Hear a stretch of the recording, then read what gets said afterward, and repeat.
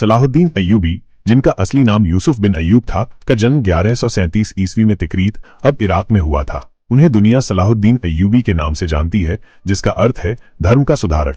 वो कुर्द मूल के थे और उन्होंने इस्लामी दुनिया को फिर से एकजुट करने में महत्वपूर्ण भूमिका निभाई।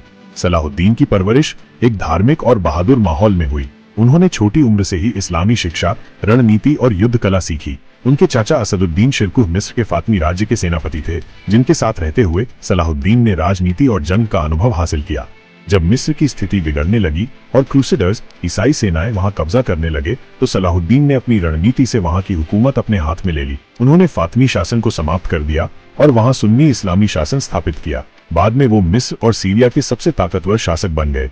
सलाहुद्दीन की सबसे बड़ी पहचान 1187 की जंग, यरूशलेम की जंग है। इससे पहले ईसाई सेनाओं ने पहला क्रूसेड चलाकर यरूशलेम पर कब्जा कर लिया था और मुसलमानों का नरसंहार किया था। लेकिन सलाहुद्दीन ने धैर्य, इबादत और तैयारी से हित्तीन की जंग में ईसाई सेनाओं को जबरदस्त शिकस्त दी और फिर यरूशलेम को आजाद कराया।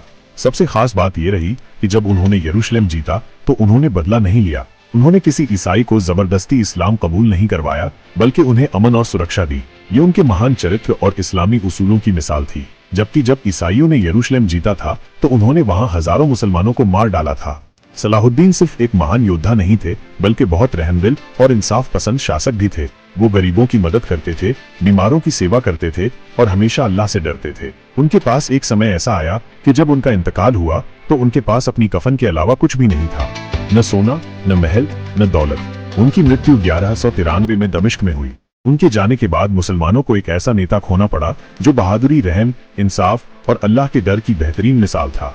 सलाहुद्दीन अय्यूबी आज भी इतिहास में इस्लाम की शान, एकता और इंसानियत का प्रतीक माने जाते हैं।